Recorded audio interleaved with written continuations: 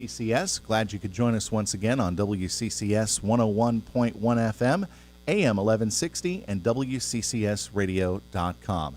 And our interview with Dr. Ralph May is brought to you by Marcus & Mack, voted best law firm, best personal injury lawyer in 4 years in a row in the Best of Indiana County contest. Visit them online, marcusandmack.com, and you can also watch our interview on Facebook Live as well. Dr. May, good morning. Morning, Josh. Thanks for having me back. I'm glad you could be back because the last time you and I talked here on Indiana in the Morning, it was just as we were getting ready to have the kids go off on summer vacation. Oh, time moves quickly, doesn't it? Time moves quickly, but we've also come full circle because now it is just about time for kids to go back to school at both at all those grade levels, elementary, high school, and college levels. So there's a lot of things that people need to keep in mind. One of the things that I remembered from our last conversation was keeping structure and going and having something going on so that the kids are still actively using their minds. Now we're going into a situation where they are going to have that structure again, but it's still going to be a little bit of a jolt. Yeah, it will be. And we focus on a few things for all ages, by the way. Sleep.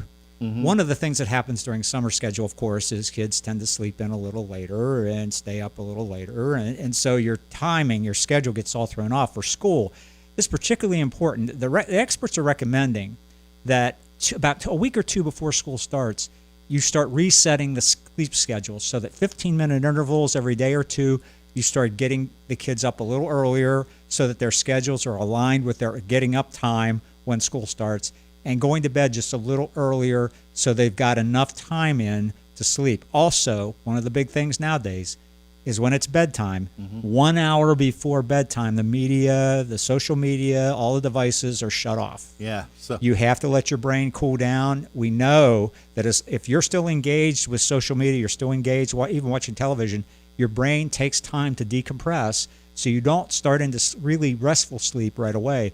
The restful sleep, we know, is really, really important for these kids. Definitely. So maybe, again, some quiet time at the end of the day. Right. Maybe reading a book or something like that. Reintroducing activities like reading and doing things that are like school-related within a week or two of school starting is better because that kind of gets your brain back into the process of learning again, you know, getting back into the formal structure of learning.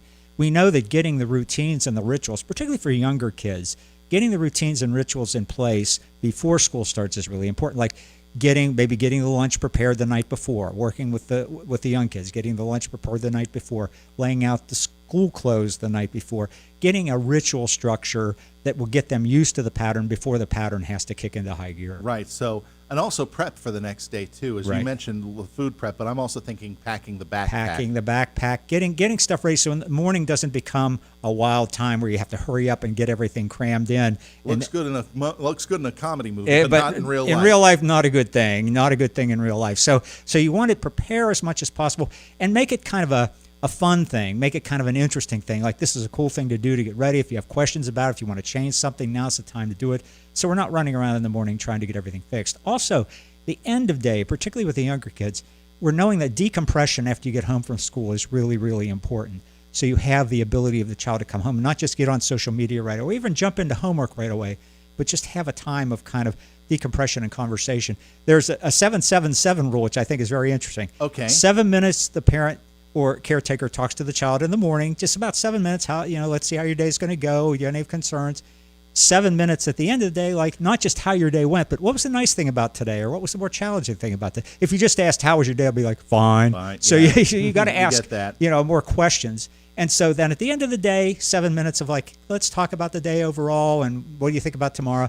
So the parent has some interaction with the child in a kind of low intensity way on a regular basis, because we know parental-child communication is really, really critical, particularly if the child's going to face some particularly difficult challenges in the school year. One of the things I think that is key, that is important, is if a child is either going to school for the first time or transitioning to a new school, be it promotion or being moved to a new school. Those are always more difficult times. Young kids, when they're starting school the first time, there's always a little bit of anxiety and anticipation. So the parent, first of all, the parent probably has anxiety as well, right? Oh, of course, yeah. So it's important for the parent to kind of take a few deep breaths. This is an important part of the child development. It's a good thing. it's a time of, challenge, but also a time of excitement and new things, transitioning new schools.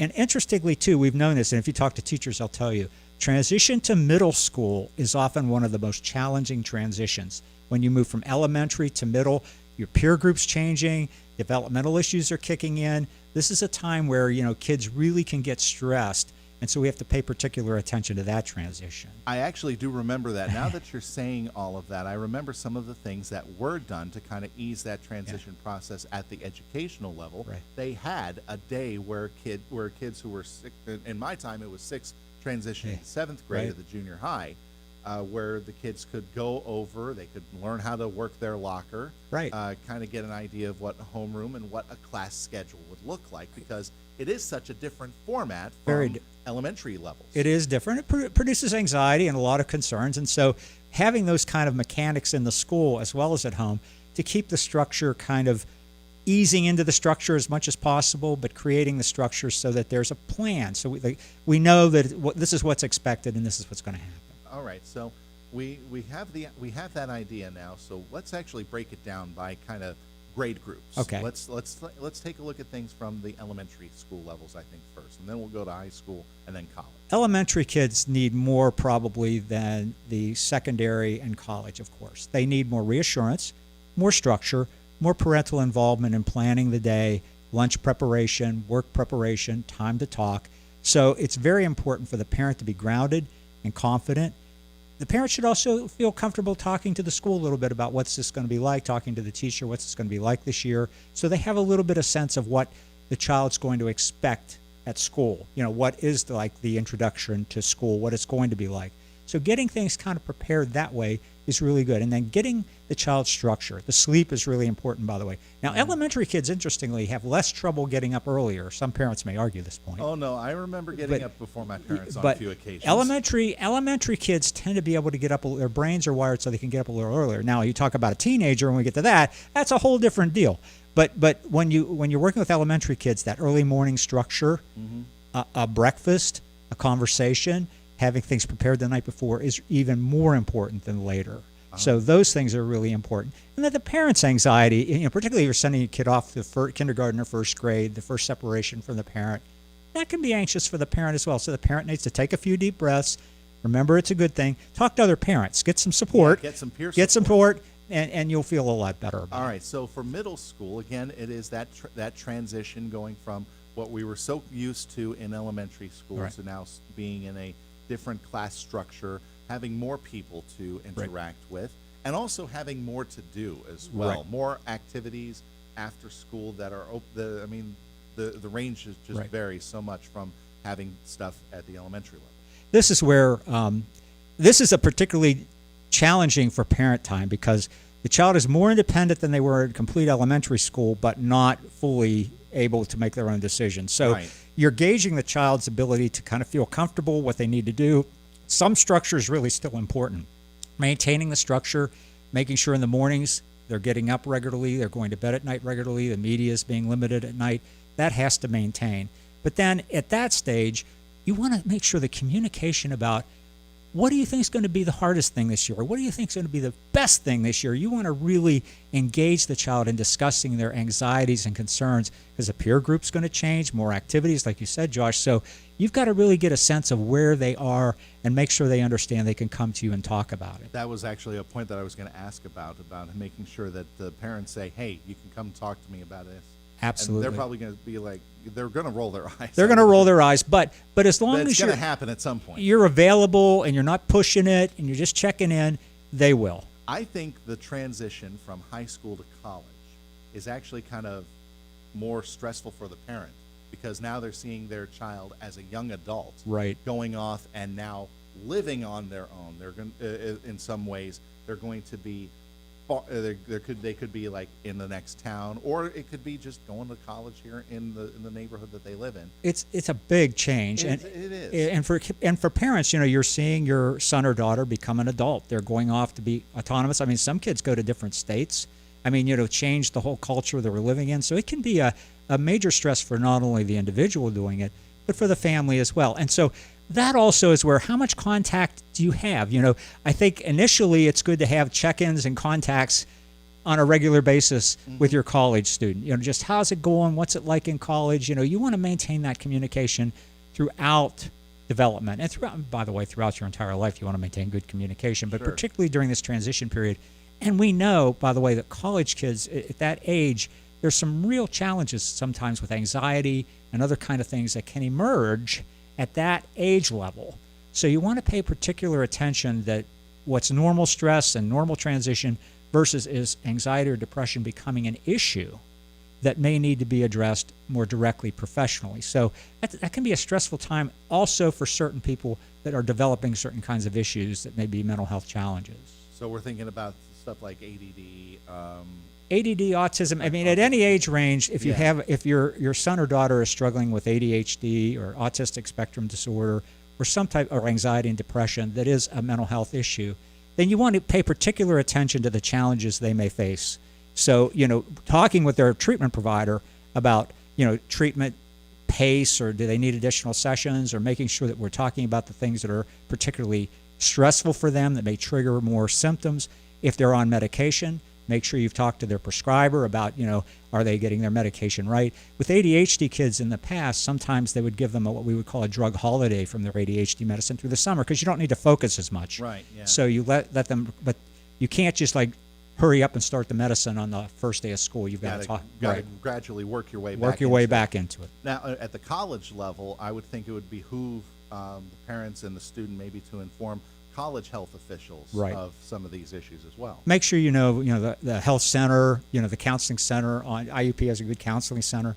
Make sure that you know what your resources are available to you at the university and at the college you're at, and recognize that this transition to college, it is that time where freedom, becomes a big deal, and so autonomy, and I want to make my own decisions, and that's really great.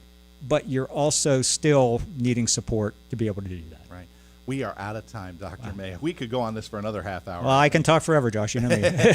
But thanks for coming by today. Thanks for having me. Dr. Ralph May joining us to talk about the transition as we go back from summer to school. And our interview presented by Marcus & Mack, voted best law firm, best personal injury lawyer 4 years in a row, best of Indiana County contest. Visit them online at marcusandmack.com.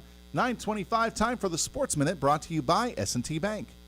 Here in Indiana County, the American story is all around us. It's in our small businesses, our schools, our neighborhoods, and the people who make this community strong. As our nation prepares to celebrate 250 years of independence, S&T Bank is proud to continue a tradition of helping local people, businesses, and communities thrive. Because when people are supported to succeed, our communities continue to prosper. S&T Bank, people forward banking. Member FDIC.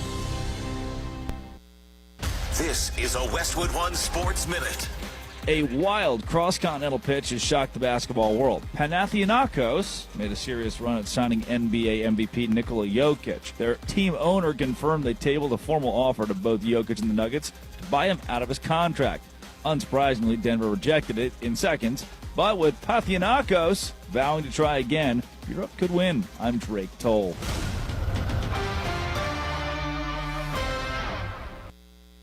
The burrito is fire. Hi, this is Maya. And I'm Antonio. And the little thing we love about the Chick-fil-A hash brown scrambled burrito is that it fuels our morning. It's the full package. You have the chicken, you have the eggs, and then you add these hash browns for a nice little crunch. The chicken's always nice. It's crispy, it's juicy. And the cheeses, they melt together in a beautiful way. And it gives me energy. It's perfect. Order the Chick-fil-A hash brown scrambled burrito and Simply Orange Juice on the Chick-fil-A app today. Real guests paid for their testimonials.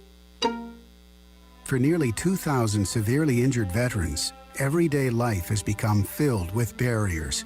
So we build specially adapted homes at Homes for Our Troops. And thanks to our donors and supporters, this life-changing gift of freedom is provided mortgage-free to these veterans. But we need you to join us too in completing this important mission. Please visit hfotusa.org and help build homes and rebuild lives. 25 years ago, America stood together in the face of tragedy. This September, the Luther Auto Group wants to help honor the brave firefighters who continue to answer the call.